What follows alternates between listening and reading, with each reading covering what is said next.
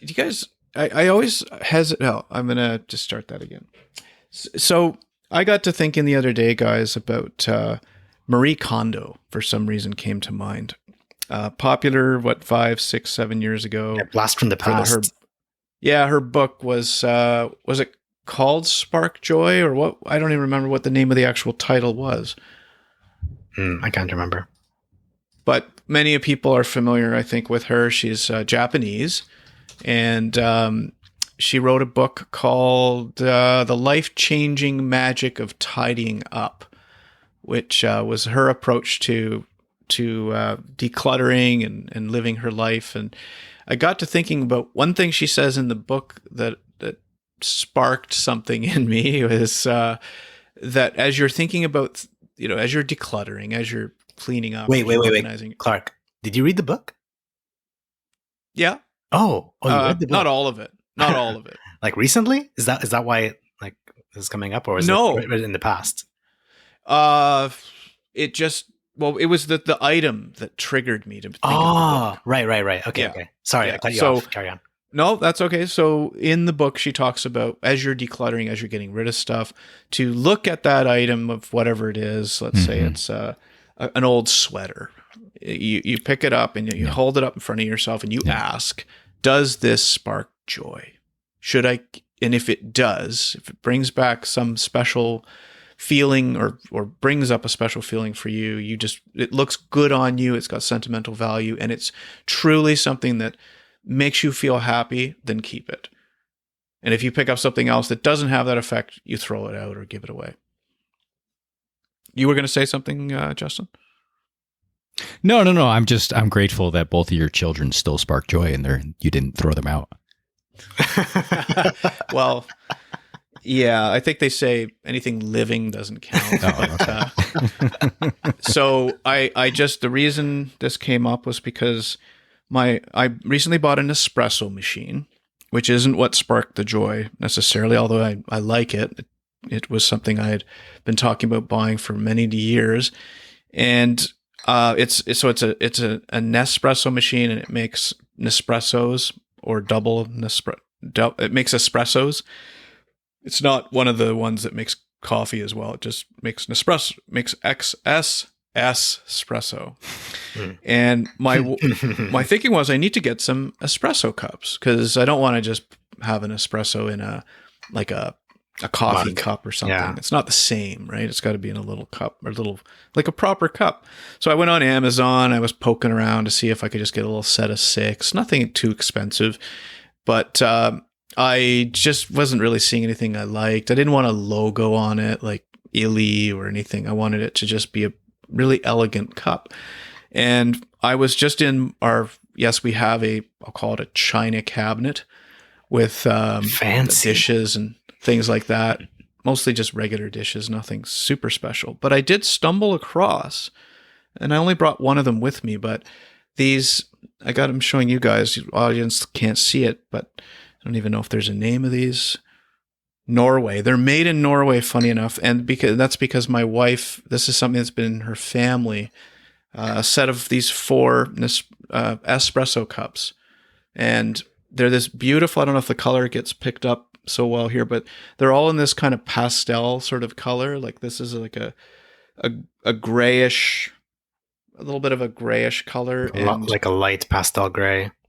Yeah, pastel gray, and the other one's a pastel pink. And it's gold on the inside, yellow. Isn't it? And the inside has the gold, that gold, I don't know, what do you call that? It's like glossy gold. There's a name for this, I bet. Antiquers would probably be able to say, oh, that's a gold wash.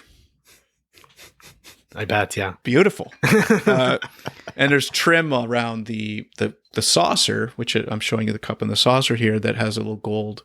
So I guys, I just got to say, when I push the button on the Nespresso machine and watch the coffee go in or the espresso go in, and then when I pick the saucer up and I drink from it, it sparks joy. Feels nice. Sparks joy. It does. So you ended up not buying from Amazon because nothing sort of fit the bill, and then you got this from your wife's family? Yeah. So I don't know if you caught it because we had a little audio trouble there, but they're made in Norway. Right. Oh, yeah. They've apparently been in the family for a while, and I That's really didn't cool. buy No. the ones on Amazon. There was no connection really. It was just coincidence that when I went to look for a cup, I saw these little cups in the back corner of the china cabinet. Do you feel any pressure? Like, do you feel nervous drinking from those since they've been in the family for so long? Yes, and I hesitate to get a full history of them. Like, I almost don't want to know, like, that this was like Annetta's grandmother's like set or something, that they're 100 years old or something like that. I almost don't want to know all the details. I almost want it to be like just the fact that it looks old and it says made in Norway, that maybe that's just, maybe Annetta's mom bought these in the late 80s or something, and they're brand new and they just were made to look special. Yeah. They do look really nice though. They weren't made to just sit in the cabinet, so I'm glad you're using them. That's a good point, and it's something I think we do see, right? People saving stuff and never bringing it out. Oh, I'll bring that out for a special occasion, and then 30 years later, it's not out. That's the kind of stuff that's often in the china cabinet. Yes. Right. Yeah. Stuff. Now, what about you guys? There. Do you have a something that when you look at it that sparks joy for you? A possession, big or small? I have a road bike that's on a stand-up bicycle stand here in my office space. It definitely sparks joy, partly, and I kind of hesitate to share this because of data scraping and insurers using information against you. But I'll put a sound wave over it that I had just distort it. I had a cycling accident a few years back where a taxi driver ran me off the road, and it caused a significant disruption in my physical activity for a while. And I hesitated from riding on the street again for a while because of that. It definitely messed me up a bit. And a friend of mine was getting rid of a bike because he had been through a motorcycle accident himself, and he was selling this beautiful carbon fiber bicycle from Pinarello for basically pennies on the dollar. And I said, yeah, I'd take it. I felt tremendously guilty from taking it off his hands, but every time I look at it, it definitely sparks some joy because I know I'm going to enjoy getting out on the road and opening up on it. And I do quite frequently. And very recently, I went on a 50-kilometer little bike run along the river with my sons about 2 weekends ago. So it's been fantastic. Nice. And every time I look at it, I know how much I'm going to continue enjoying it. Very nice. Slight tangent. Well, something that sorry. And something that sparks joy, then there clearly it makes you probably want to use it then, right? If it sparks that joy. Oh, yeah. I mean, it helped me get over that fear or that hurdle that I had about being on the road again. But also it gave me the itch to explore broader, greater Tokyo and beyond that. I've ridden it out towards Fujisan and a few other areas already. And I'll continue using it and training on it as well because that's been part of my kind of getting in shape journey. And Fujisan will be Mount Fuji to those listening. Very cool. You were going to take us in a tangent, Sileem? Slightly. I didn't know about Justin's... What is it you have that makes you absolutely rage with anger that's in your home? Rage with anger. That would be funny. Maybe, I don't know. Yeah. Anyway, Justin was mentioning that he got run off the road on a bike by a cab, right? Is that what happened to you? Yes. Yeah.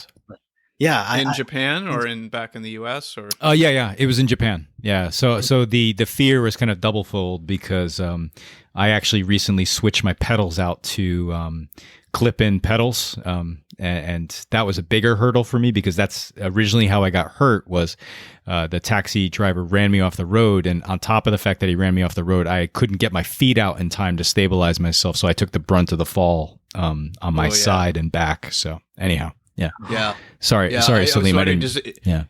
Is your image there, Justin? I'm just imagining the last thing you remember before it went dark was white gloves covering over your face.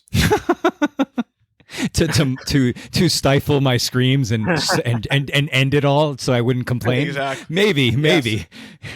Well, but you get my reference? Yeah. He didn't stop. He just kept going. Okay. Oh wow. Yeah, because here in there in Japan, most of the taxi drivers wear white gloves. Those beautiful white gloves. Yeah. Not everybody might know that who's listening, but yes. Yeah. So the reason why that caught my attention was because 11 years ago I got I got T-boned by a cab as I was crossing the road. Oh gosh. Yeah.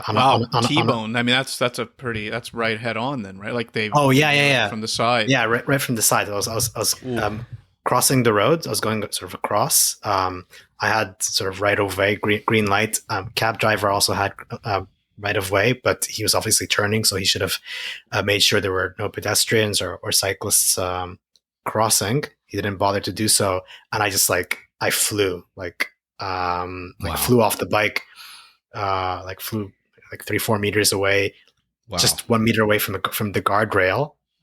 So if I'd sort of gone into the guardrail the wrong way, I could have died, but I didn't die. I'm still here.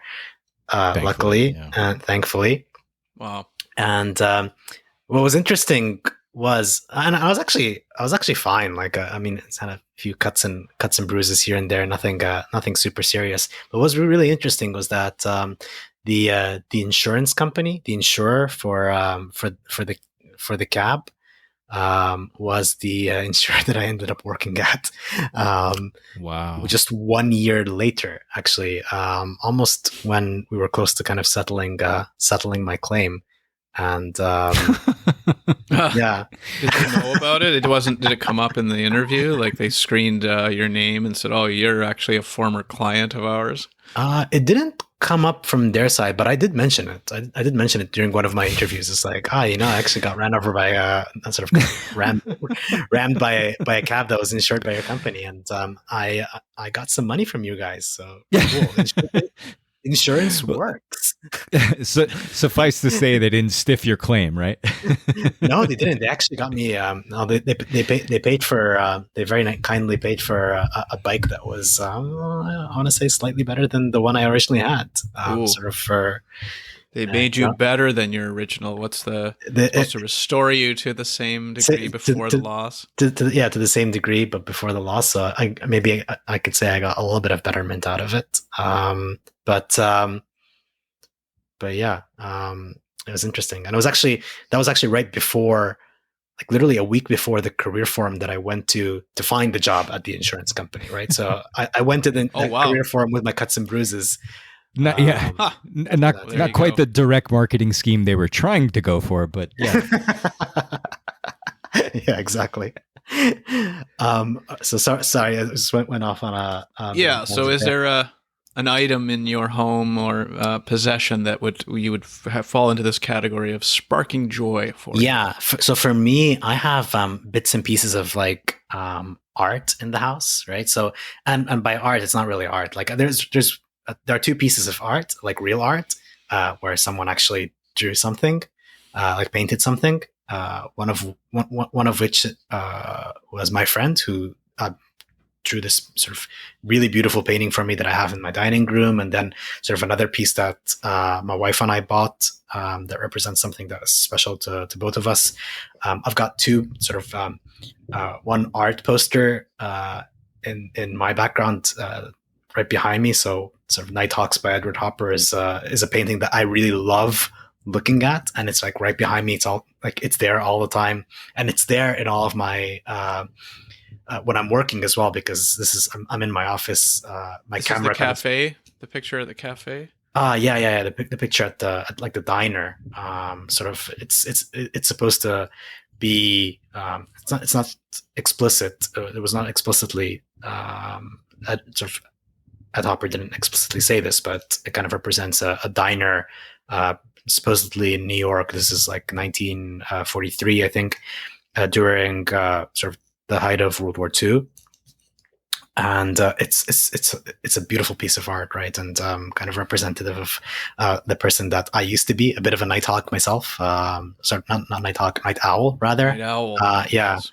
And I just love the vibe in this painting. And the other poster I have in the background is from episode 7, Star Wars episode 7, The Force Awakens, which is it's kind of a little bit special to me because it was the first Star Wars movie that I went to as sort of a real fan of Star Wars, even though it's not necessarily my favorite movie, but has some sort of importance to me. And I love looking at sort of the stuff that kind of I've put on the walls. It makes me it adds something special to the house for me, and it definitely does spark joy.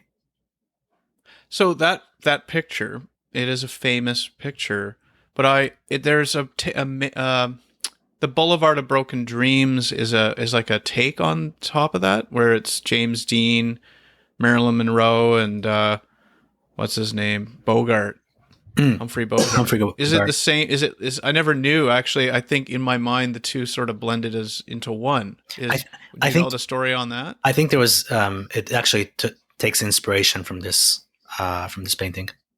Yeah, your painting. Yeah. Is called. So what's it called? Your painting. And who's the? The painting is called Nighthawks. Nighthawks, and the artist is. The artist is Ed Hopper. Edward Hopper. Ed Hopper. Yeah. 1943, I think. Yeah. And I see you also have a plane. It looks like a Star Wars plane. Yeah, probably was it Japan Airlines? So this is all Nippon Airlines. It's a model plane. I think it's a scale ANA, yeah. 1 to 400 scale model. I do love airplanes, and I love Star Wars. So they did ANA have a Star Wars collab, which I think is really cool. And this is one of their 787s. So I have a model of that. I have a little like Master Yoda, sort of. I think it's like die cast. That's a die cast. My mom bought it for me, and it's from the most interesting place. It's from Royal Selangor, which is it's a Malaysian. They make like sort of like die casts, but also like I think like plates and stuff like that. So yeah, thanks to my mom for getting that. I have a little like Lego Darth Vader that I made, like Darth Vader head as well. So I mean, like these little things that you have a curated background. Very curated background. Thank you. Yeah, I'd like to. It's literally these little things that and I'm personally like, I don't really care too much about I don't know, like Marie Kondo, but the word is nice, right? I mean, spark joy. I get it. It does. Yeah, these little things that do spark joy. I'm gonna have to, just for listeners, just to give it some thought. What is something in your home that sparks joy for you? And I don't know. Send us an email. Tell us what it is. Okay, so we had this was a topic I thought of a couple days ago. It's is there a fast food or some type of food that you might eat that you're a little bit sheepish or embarrassed about, that maybe your wife or partner or somebody in your life, mom, if she knew about it or he knew about it, would say wouldn't approve the fact that you're eating this, and or maybe you yourself don't approve of the fact you're eating it, but you do it anyway. So I I feel a little bit embarrassed whenever I go to McDonald's. Like, I feel like when I get out, if I go get some, especially if we decide as a family, hey, it's Friday night. My daughter loves McDonald's on Fridays, and we sort of make Friday night is usually a McDonald's night. And sometimes I'll go pick it up and bring it back to the house. We generally pick it up or get it delivered. And I feel like when I get out of the car to go into the house from our driveway, that I kind of turn my body in a way to not have the bags facing the street or the sidewalk, so that lest I be judged Right. as a dad who bring home Feeds his kids bags McDonald's. Yeah. of McDonald's, that I feel like people out there would be judging me. Yeah, Oh, someone needs that's how they to do it in call their Child family. Protection Services on this guy. He's feeding the McDonald's again. So, and I would never, like, for me, go during work, like go down to the food court, pick up McDonald's, bring it back, and eat it up in the office or at my desk. That would just Nasty. unheard of to do something like that personally. So, do you guys? What's your take on this? Sileem? I don't really have that, or like there's no one who would be ashamed of me. If anything, like for instance, my wife, she likes fast food more than I do. So I'm not super into fast food. I'll have it from time to time, and I do appreciate fast food for what it is. It often really sort of hits the spot when you really want it. So I totally get it, and I do frequent McDonald's. I want to say maybe 3 or 4 times a year. And I do feel a little bit ashamed of myself when I'm there and when I'm ordering It's that like sort of you're admitting defeat almost. As Yeah. you're in the lineup. And yeah, exactly. that's how I feel too. So I'm not Totally. the only one who Totally. feels this way. Yeah. Okay. And that's just me. It's not no one would be like ashamed of me. If anything, like my wife would be like, "Hey, let's go to McDonald's a little bit more often," because she kind But of likes it. But if it's Shake Shack, is that different? Yeah, I categorize Shake Shack a little bit differently. I think it's a little bit too. more sort of like the Upscale. a little bit more upscale, right? So yeah, and I mean honestly, right? Like amongst the fast food chains, even though McDonald's is probably the biggest out there, right? I also feel like they're probably like the sort of in the lowest sort of rank amongst fast food, even though their food can be, I mean, their fast food can be quite delicious. Yes. Sometimes. So yeah, it's a little bit of just self shame, I guess. All right. I'm not alone. Yeah. Justin, what about you? I think we're all kind of centering around the word shame here. I think that's very applicable in this discussion. I think to Sileem, you made the point towards the tail end there, right? About the where it ranks in terms of quality or caliber. You know, we rank Shake Shack and maybe others like it higher, partly because, at least from our perspective, they're using higher quality ingredients, and maybe we're assuming certain things because of the price point as well. But I don't really eat place. Yeah, absolutely.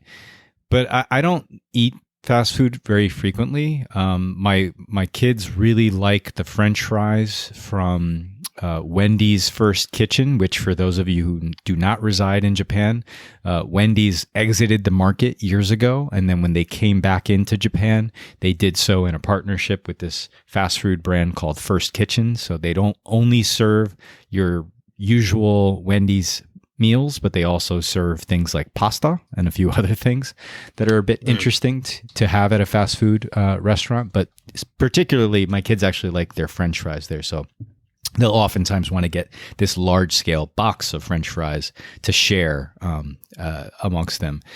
For myself, I guess my guilt would be every once in a while I like to go get the spicy chicken McNuggets that they have here in the Japan McDonald's with the garlic habanero sauce. And definitely there is a distinct feeling of shame. One, because I don't often have fast food, and when I do, I'm having basically the equivalent of grade Z meat. This is not a plug for McDonald's if you can't tell. But that being said, the shame is not overriding the pleasure. I am enjoying the actual experience. So I'm not left feeling utterly empty and shameful about the experience. It is definitely a small nugget, if you will, of pleasure that I do partake in from time to time. But I don't necessarily show that to my kids because I don't want them to see the grade Z quality meal that their father is ingesting, because they know that I've taken getting healthy very seriously. Have you ever taken a nugget and like pulled it apart and just you're hoping it pulls apart in like a chicken breasty kind of way, and you're like, no, this is like liquefied meat that's been cooked. I have no desire to pull back the curtain and see Oz. Yeah, like you don't you don't go to like fast food restaurants to know what's actually inside, right? And it's just one of those things where it's like, I'm not proud to be here, but this is good.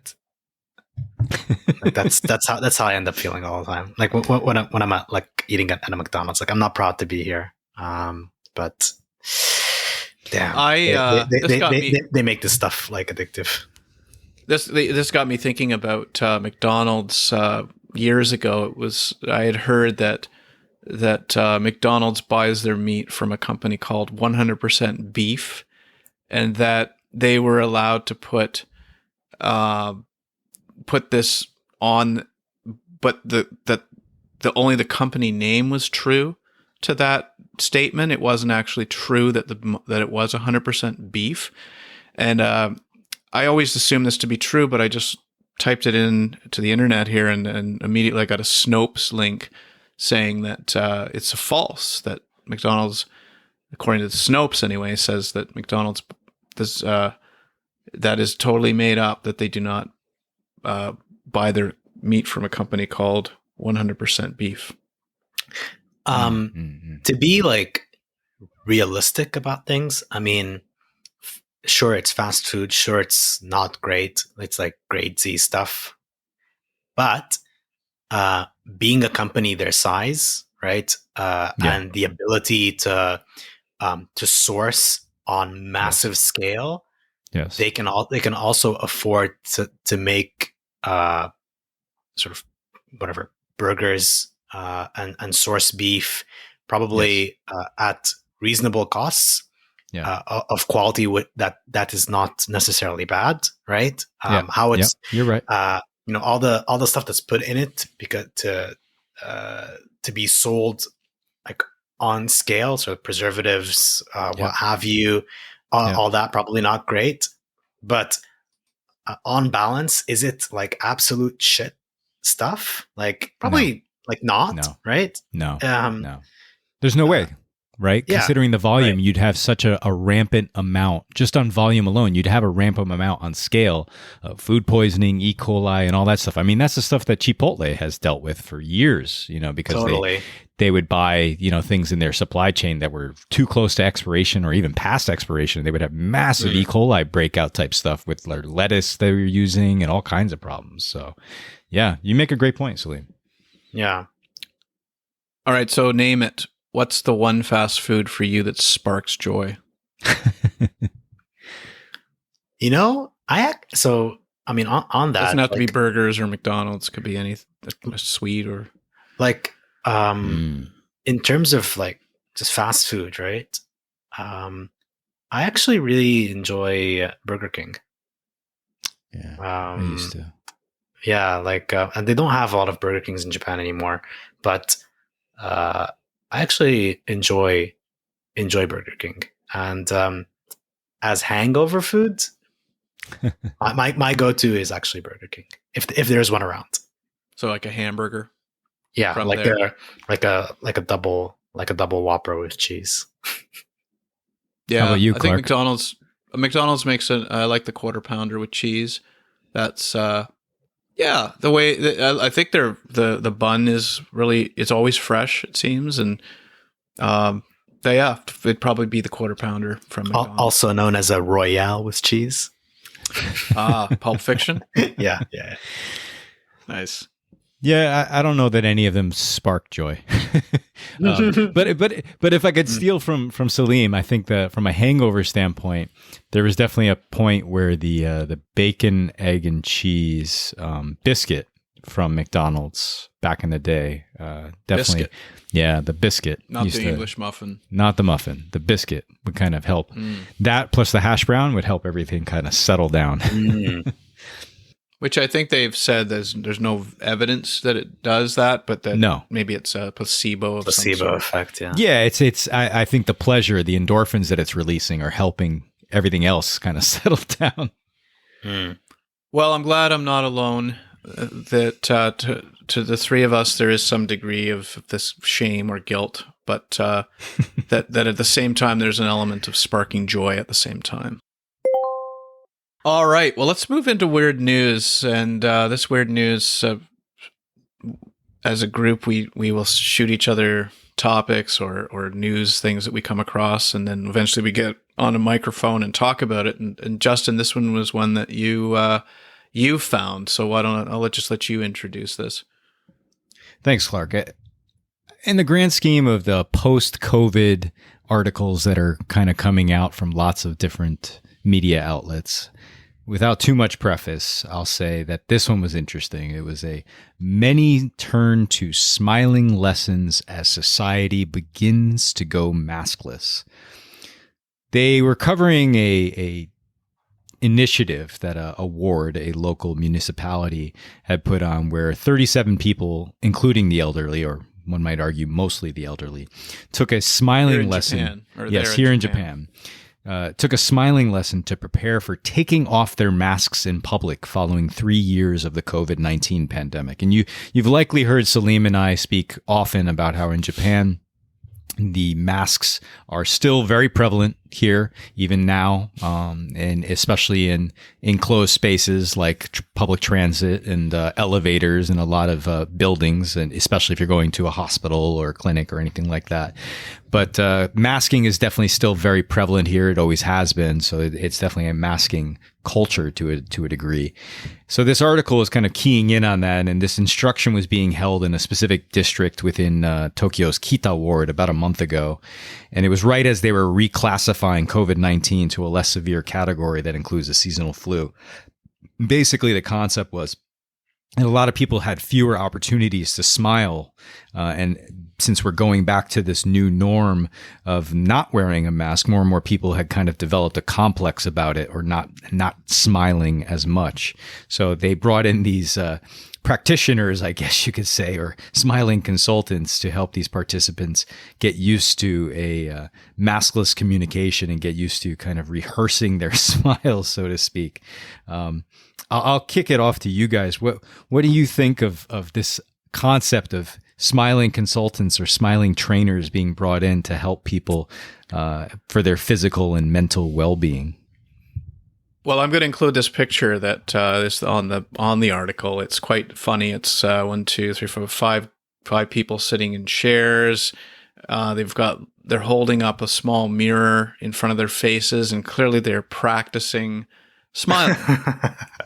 And yeah. I did smile myself just as you were talking, as I was looking at this photo accompanied by what you were saying.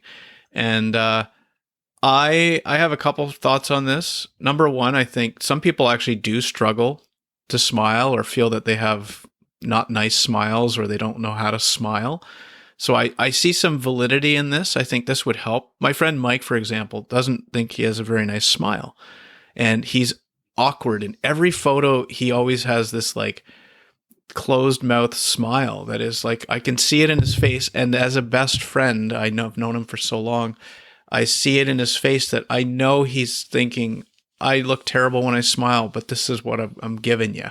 So on a lesson standpoint, I think there's something kind of interesting about this, because not everyone has not everyone has a nice smile, or they don't think they have a nice smile, which I think is not necessarily true. I think so. I think goes in line with what you might expect in Japan to see this sort of thing. I wouldn't see this happening in North America. This kind of goes in line with kind of what I would expect from Japan. Yeah. Sileem? I was more interested actually in the aspect of, because people were wearing masks, they weren't smiling as often. And that to me like was a little bit weird, because I'm like, wait, just because you're wearing a mask, you're not smiling? It's like, why do you? I mean, if you think something is worth smiling, does it really matter whether you're wearing a mask or not? I mean, smiling, right? It's kind of just like a natural reaction That's to something that, interesting. like something sparked joy, right? So you naturally smile, or something was funny, so you smile or you laugh. And so I was just thinking that's like a little bit weird, right? Yeah, it's like, why? Well, because it's like, were they because they were masked? Did they just think they didn't smile as often, or did they actually is smiling something they put effort into? Yeah, and right. Put that aside for 2 years, and then now that the masks are off, they have to remember how to smile. Yeah, absolutely. So it's like, okay, wait, just because like y'all were wearing masks, like, or rather, you only smile when you think that people are watching you. And yeah, that I thought was really interesting. And the other thing was like, I would love to be I would not a smile instructor, but rather call it whatever it is. If you can get paid to teach people how to like show their teeth, like, dude, sign me up for that. I want to get paid for that. I want to get paid for smile. Yeah, Sileem, and I don't mean to jump in here, but to piggyback on that, I'm done. Go ahead. I don't want to be the cynic here, but I definitely. There's an element of getting paid for this type of thing. If you look at the picture and if you kind of read through the article, you get the sense it's this typical thing that's being offered at like a senior center or an elderly facility. And there's a lot of money in that, right? Yeah. Japan is a nationalized healthcare. It's one of the oldest countries in the world. In terms of average age of the population. And there's a tremendous amount of industry that's around elderly related care. And when I read through the article, it just seems like this is a very limited thing. And this was just something that got focused in on. And there is a fair amount of this kind of post-COVID related media that will oftentimes be centered around like, oh, Japan is weird, the kind of this is what's strange about Japan type of stuff. And it kind of read a bit like that. And some of my friends who do work in journalism here kind of felt the same way when they initially read this article. So I don't feel like I'm being the ever cynic that I can be in criticizing it in this way. But I do get this feeling of like, it's a bit horseshit because, when you were out and about, even during the 3 years of COVID, people smiled. You could tell when their cheeks raised up and, their eyes, were pushed up against by their cheeks. You could see the smile in their eyes and their upper cheekbones when people are smiling. Yes. People who smile always smiled regardless. And people who need to be trained to smile are either psychopaths or they're just taking advantage of the fact that the instructors are cute. Maybe it's both. Yeah. But I think in the grand scheme of things, this is just one of those articles that's just kind of like, they're keying in on something and they know that this kind of news story can get some traction, get some ad revenue. This my feeling, slightly clickbaity. Yeah. Yes. But all the same, in fairness, unique. In fairness, it does say here that they do attribute COVID to being that there were fewer opportunities to smile. So Fair. a little bit of a different take on it, that we just weren't smiling as much, so we're out of practice. And so yes, but I agree. And I've said this before. I try not to make the Japanese culture a topic for weird news because it can be an easy target. There's a lot of weird stuff that happens in Japan, though. Yeah. Like, there's just a whole. It is an easy weird target stuff. for a reason, I guess, right? Exactly. Yeah, exactly. There's no shortage of weirdness in this country. All right. Well, gentlemen, it's been great recording yet again with you guys. And until next time, have yourself a good rest of your Friday. What's left of it? I'm about to begin my Friday here in Canada. Yeah. Yeah. Have a great Thank you, weekend Clark. ahead. And yeah, do something that sparks joy without shame and guilt.